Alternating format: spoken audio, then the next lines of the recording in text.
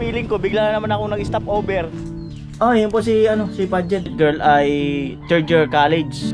August 12 yung pasukan namin. Yung school allowance. Saan? Ma'am, mag-part ako sa iyo, mama.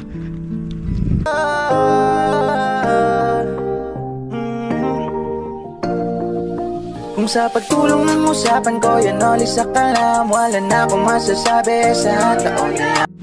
Ayan, dito na tayo sa bahay nila pageant girl. Alright. Nagbibihis pa yun. Natanaw ko, naliligo eh. Oh, andito. Po kayo. Andito na po pala kayo. Ay, matagal na po. Kailan pa kayo nakauwi? Yung March pa po. Hindi kayo nagtagal doon? Hindi po. Nagkasakitan naman po ako. Ah, nagkasakit ka doon? Oo. Bakit? Umano yung dati kong Ah, di mong karamdaman? Hindi rin pala kayo nagtagal. Oh, yung mama ni umuwi rin daw kaagad. Pageant, ang bibihis? Magpapaganda? Wag ka na magpaganda. Ganon din yan. Pasok daw ako. Pasok daw ako. Si mister mo po? Ay, nandun po sa labas kasi. Hindi, okay lang po yun. Umuulan din eh. Okay. So, antayin ko po si pageant girl, mga kanuli. Yan. So, kumusta lang ang status ng bahay nyo? Yung, di ba pinatayo lang kayo dito? Ay, na po, pinaghati-hati na po. Asan nyo na talaga to? Opo. Akala ko lang kayo po, dito. Sa asawa ko na po to. Kaya nga, gusto man namin umalis dito kasi yung baga igiban, mahirap. Nagkakaano yung asawa ko sa kakabuhat. Ng tubig. Kailan umuwi si... Wala naman kaming Kailan umuwi si pageant?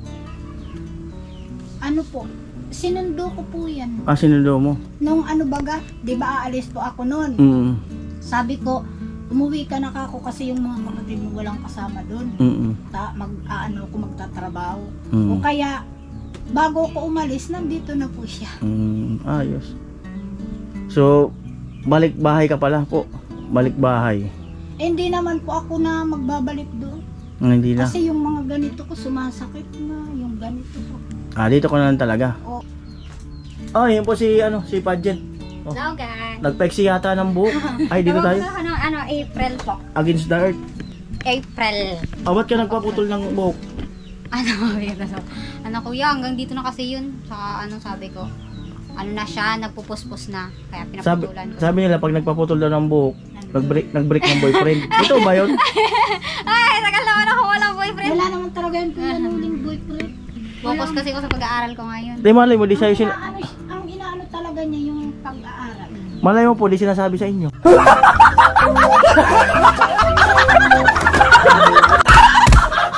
Ay, hindi po. Alam niya ni mama dati. Wala talaga, hindi. Pero ngayong talaga. Matagal na po silang break, wala na talaga.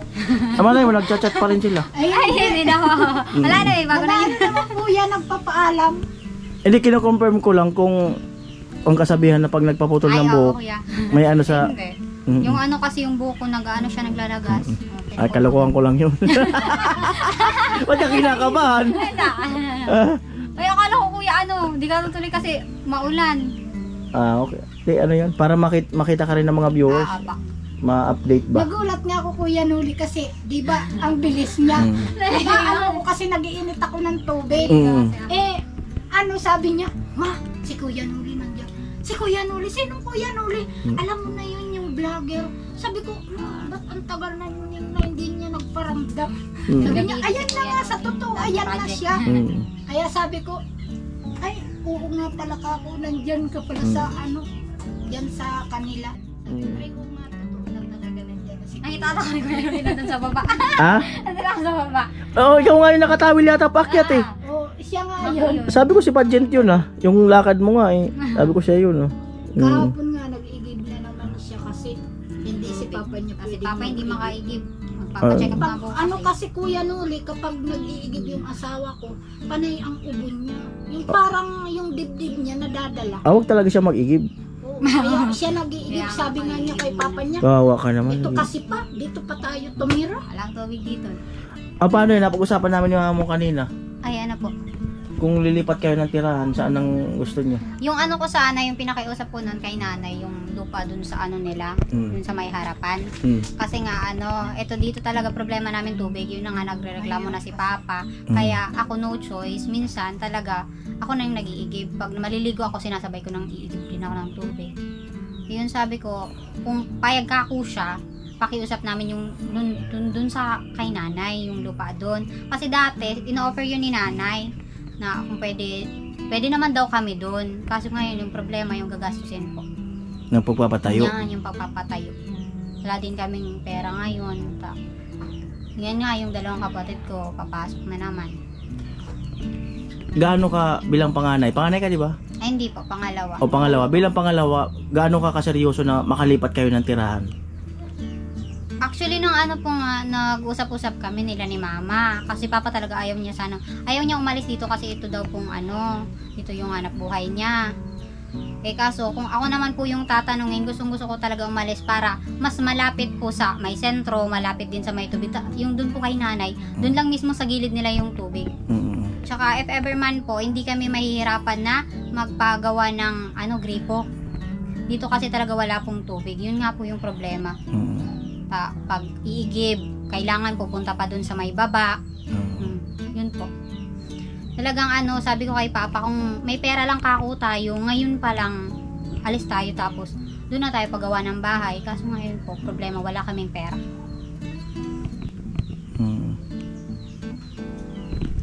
Ang lang kasi dito, Kuya Noli, pag nag-aano ng tubig baga, mahirap. Hirap lang yung tubig dito. Kahit nga yung mga kapatid niya, nag-ano na dyan, wala talaga. Kaya ang lang dito, problema tubig talaga. Kaya nung isang beses nag-aano na kami nagsasagutan dahil sa tubig. Kasi sabi ko, ito na kasi sinasabi ko, malis na tayo dito. Sabi ng asawa ko, wala tayong magagawa. Dito yung pagmamay-ari ko.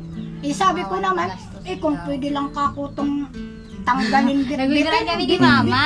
Oo, sabi ko, kung pwede ka kubuhatin na lang natin to. Tapos, dun na lang ilipat. Tapos sabi ni papa sa amin, kung magagawa niyong ganyan talaga, gawin nyo na. Sabi ko, hindi, nagbibiran lang ako kami ni mama. Oo, kung pwede lang buhatin ka ako. Kaso, imposible naman. Paano kung ayaw talaga ng papa nyo? Hindi paano po yan? Gusto naman niya. Gusto niya lang, kinausap ko na po siya last week. Kaso sabi niya, yung pera nga daw nagagastusin.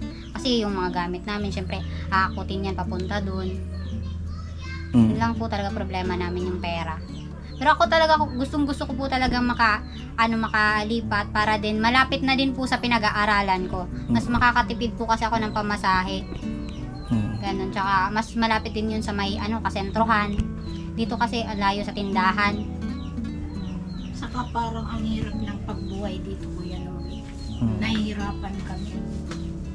Yung para baga na kinabukasan wala na naman. Katulad ngayon. Mag-aaral sila. Walang wala. Kaya sabi ko sa kanya, magdesisyon ka na umalis na tayo dito. Sabi niya, sige na pa, pumayag ka na. Sabi niya papa niya, wala naman tayong gagastos. Hindi kayo pwede doon sa bahay ng lola mo? Ay, hindi. Puno doon? Ay, puno doon. Madaming nakatira din doon, tsaka yung may-ari ng kapatid ni mama. Siya nagpaano na nun, siya na nagpaayos doon sa may taas. Yung sabi sa akin ni nanay, kung may pera daw kami, kami dun sa nila, dun sa lote. Yun sa may natitira pang bakante nila dun. Tapos, paanohin nyo na lang pag magkapera kayo o taasan nyo na lang kung gusto nyo kasi pa naman, kasya pa naman sa isang bahay kasi yung Ayan po, si Paget Girl ay third year college. Ano yung course mo? Bachelor of Science in Office Administration po. Ayan. Kaka-enroll ko lang last week. Kaka-enroll niya lang last week.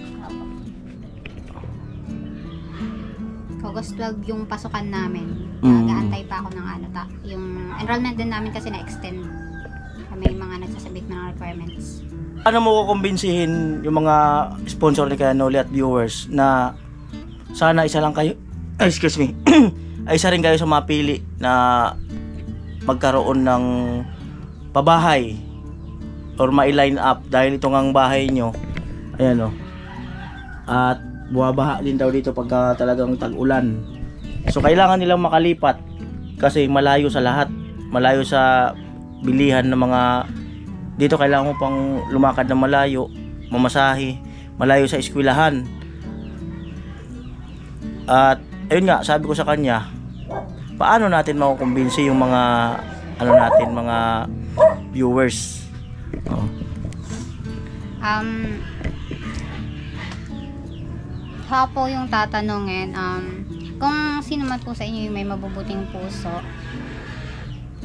sana po mapili niyo po ako na isama din sa line-up na pabahay ni Kuya Noli, kasi po yan na nga po yung bahay po namin. Pag umuulan po sa labas, umuulan din po sa loob.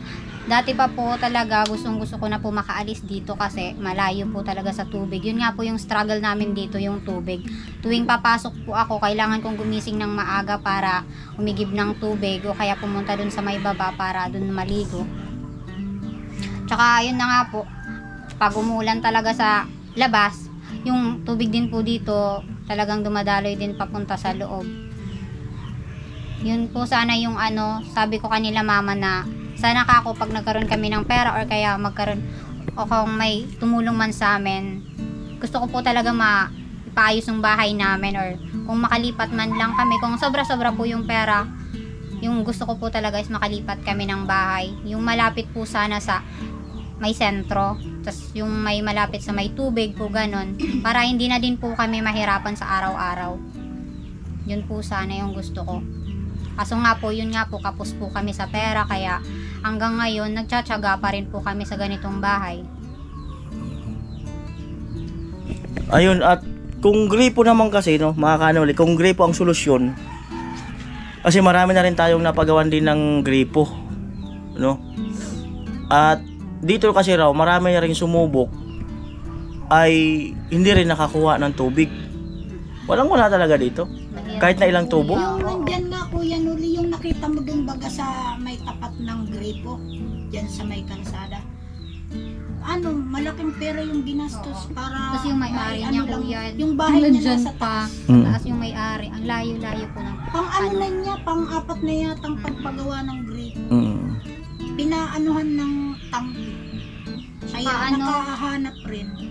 Bata Pero pa po marami- talaga ako, nagisnan ko na talaga dito. Buhay pa po yung magulang ni Papa, lolo ko. Talagang hirap po dito makakuha ng tubig. Naggastos na din po sila ng malaki doon noon dito kasi wala po talagang nakuhang tubig. Sa bagay mga kanoli, no, kung naaalala nyo, pumunta doon kina Mary, no, sa isang pabahay project natin. Malayo rin ang pinagkukunan nila ng tubig. At kung naaalala nyo, nung pumunta kami doon, kaming team sa isang kamag-anak ni Pula, ay naandun yung gripo na pinag-iigiban daw yung dati ng mga taga rito lahat nung mga unang panahon. Hanggang ngayon buhay pa yung gripo na yun. So ibig sabihin, mahirap talaga yung dito, yung burabod kung tawagin. Ayan, at so mag-pray ka lang na sana kung papalarin kahit maliit lang na bahay. Ang ganito, malaki na to eh. Ganito, malaki na yan. Ito. Yung nga po sana, yung kahit ganyan lang po siya. Yung magkakasya lang kaming buong pamilya. Oh, syempre napapanood mo rin yung mga vlog ni Kuya Noli kung nanonood ka. Apo, nanonood po ako. Oh, anong nafi-feel mo doon sa mga bawa na katapos na kami ng isang pabahay? Ano yung o kaya nag-uumpisa? Ano yung na ano mo? Ako po, sa panonood ko po ng mga vlog nyo, kasi marami na din po kayong na-airing vlog.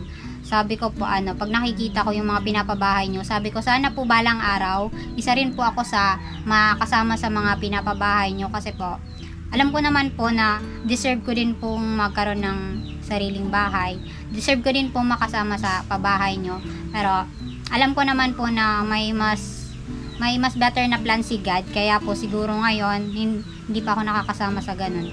Pero, nagtitiwala pa din po ako sa Panginoon kasi alam ko po, darating din po yung araw na magkakaroon rin po kami magkakapabahay din po kami.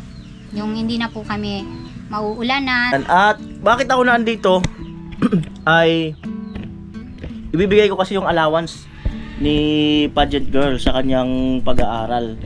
No? Ilagay ko dito kasi di ako nagdala ng bag. Butas din yung bulsa ko. Kaya di ko nilagay dyan. Ilagay ko lang sa cellphone. Ang iyong school allowance sana ay makatulong pa rin sa pang-araw-araw mo. Ayun, baka may gusto kang sabihin. So, ayun po. Hello ulit sa inyo. Welcome back sa akin. Ito po ano. Maraming salamat po ulit sa sumusuporta kay Kuya Noli and sa Team Pahuway. More blessings to come po. At up next niyan, ano sunod? August? Sa August naman, next sahod. Yan. Pagka ano mga kanol, yun nga, sabi ko pag hindi ako nakakaano, minsan sa Gcash niya lang pinapadala ko. Pagka halimbawa talagang busy. Kaya sabi nila ba't daw ngayon din lang ako? So sobrang Namiss ka daw din ako yan. sobrang Oo, ako nga din. Anong totoo? Sabi ko, di ko na malagal ko nang di nakikita si Kuya Noli. Sabi ko, ano kaya ano? Sige, yun lang. Yun lang ang sadya ko. Oo. Sige po, thank you po. Sige. Salamat, Kuya. Alright. At ito mga kanol, ano yun natin ng kaunti dito. Umuulan. Maambon. Sakitin pa naman ako pag umaambon. Ayan. Anong tower na yun? Yan po sa kabila. Sa wifi? Amo talaga. May mga kanol yun. Diba? Ayan na po yung asawa. Yung si tatay. Yan. Ang kabila nyo pala, yero din. Yero po, kaso lang kuya, tumutulog na din. Tumutulo rin yan. Apa. Kagabi nga, basang-basa kami dyan sa may. Oo. Tapos pag kumikidlat, pasok ko yung kidlat sa loob. Tapos makumot lang ako ganyan. Dito nga Kuya Noli, basang-basa Sabi ko kami kasi yan. kuya talagang Oo. bagsak po to flat. Tapos ito na lang po yung mga tira-tira nung nakuha namin nung after ng bagyo. Alright, bye-bye. Bye-bye po. Ingat. Alam nyo na, pray lang kayo, tiwala. Yung mga kanol ito yung nakaraan. Ito pa rin. Alright, bye-bye. Bye-bye po. Ingat. Dito medyo maputik. Wala nang ambon. Wala na si ma'am eh. Wala na si ma'am. Wala na. Takot nang makikipagkulitan. Ma'am! Tawagin ko si ma'am. Ma'am! Ma'am! Tawagin natin. Kulitin na. Ma'am, okay lang ma'am? Okay lang? May tatanong lang ako. Ano po?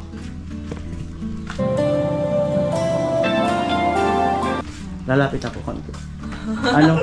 May tanong sana ako sa inyo. Ano po? How to be you? Tulog ka lang ng ano. Tapos, Sabi ko, late ka matulog. tapos, Pagising mo, fresh ka na. yun pala yun, Alam mo yun na late kung, lang kayo matulog. Oo. Mga alas 12, madaling araw. alam nyo na mga kanon eh. May sarili na kayong unan. Ihay mo muna mga kanon. Alin po? Yung mga kuya Noli dito, ihay mo muna. Hi po mga tagapanood ni Kuya Noli. Manood lang kayo palagi para palaging more views. Ay ma'am, good vibes lang ma'am. Oh, Baka okay lang. mapanood ng mga ano mo. Walang problem. Matutuwa yun yung mga ano mo, yung mga student mo. Sige ma'am, salamat po. Bye po. Pakit mo na ma'am. Parang napipikon na sa akin. Ma'am, baka napipikon na kayo. Hindi naman. Sige, salamat po. Sige po. Okay, bye-bye. Diba? Sobrang good vibes ni ma'am. Ma'am, kung mag-aaral uli ako, gusto ko yung teacher yung kagaya nyo. Oo. Para ano yung stress. Oo. Sige ma'am. Sige po. Alright. Diba? Kulit ni ma'am. Parang ako. Tawa si ate oh. Diba? Madulas na to. Ayan, thank you kay ma'am. Saka sa mga magulang nila. Tinawag ko pa talaga. Diba? Oo.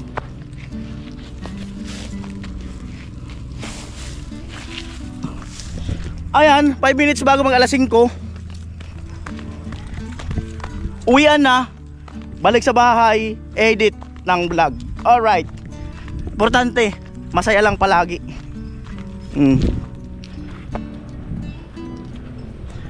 Hanapin ko ngayon si ma'am sa school. Part 2. Part 2 kay ma'am. Ma'am, mag-part 2 ako sa iyo ma'am ha. Dapat pala kinuha ko yung Facebook para may part 2 tayo kay teacher. Makulit eh. Yan oh. Yan na po. So ayun no. At naano natin yung yung allowance ni pageant girl, at gusto ko po kayong pasalamatan lahat no sa patuloy na nagsusuporta kay Kuya Noli, no? Mga hindi nag-skip ng ads dahil nga sa ayan ay tutuloy natin yung mga ganyang programa. So abangan nyo, baka mamaya pagka umano-ano pa yung channel ko yan ay makapagdagdag pa tayo ng mga scholar. Ayan, hanggang dito lang po ang vlog na ito. Salamat po muli sa inyong lahat. Bye bye. Grabe mga kanol yan, 5:05. Tingnan nyo ang ugali. Tingnan nyo ang ugali ko. Nadaan lang ako dito parang hello. Ay, nadaan lang ako dito. Ayan, parang feeling ko bigla na naman ako nag-stop over. Ang dami kong stop over para nakikita ko ng mga ganito. Parang ano, talaga nakaka-relax. Ayan, nag-stop over na naman ako. Para lang ano, higop hangin. Ayan. Oh, ayan oh. Ganda talaga. 'Di ba? Wala lang dumi na sasakyan. Pero ayan, tag-ulan kasi. Ayun kagaya niyan, kagaya kanina bilanggit ko or sa kanang vlog yata 'yon. Tingnan niyo, ayan oh. Tingnan niyo po, ayan oh. Ang taas na ng tubig 'yun oh. Bato Lake. Grabe. Ayan. Pagka ganyan naman, tumaas na yung tubig doon, tag-ulan na. Panahon na yan para magtanim ng palay dito sa ibabaw. Yan, yung mga nasa taas na pag tuwing summer wala rito. Pag tuwing tag-ulan na, ayan, dito na yan magtatanim na yan. Ito, yan. Pero nakakaani yan sila. Ayan po. So yun. Wala lang, bigla ko lang na feel at naramdaman na stop over. Ganyan. Wala akong masabi. Yun lang talaga. Gusto ko lang talaga ka-relax. Kaya minsan masarap lang na ano na mag-isa ka lang kasi nagagawa mo yung gusto mo. Pagka may gusto kang hintuan, may gusto kang puntahan, or basta kung gusto mo nang hindi ka muna umuwi, magagawa mo. Kasi kung kagaya niyan, meron akong mga kasama, buti na lang may ibang motor, no, na nandoon na sila sumasakay. No, kung kagaya niyan, kasama ko si tatay o kaya si bayaw, so hindi agad ako obligado, umuwi ka agad ako, di ba? So hindi ko magagawa yung mga ganitong mga moment, no? So ayan, ang sarap. Grabe. Ang sarap talaga. Nakakagaan kasi ng ano, nakakagaan ng pakiramdam. Yun ang gustong-gusto ko dito sa probinsya. Yung ganito talaga. Lugar lang talaga. Ayan. Ayan na, mamaya lulubog na yan, araw. So ayan, so let's go. So plano ko sana mag-edit dito. May upuan naman ako doon. Plano ko sana mag-edit. So hindi na. Doon na lang sa bahay mag-edit. At nakaramdam kasi akong gutom. Kakain ako. So ayan, di ko alam kung magbablog pa ako papunta sa, pag nandun ako sa bahay. Ayan. Basta see you on my next vlog. Happy lang tayo. Chill lang. Maraming salamat po muli sa inyo lahat. Bye bye.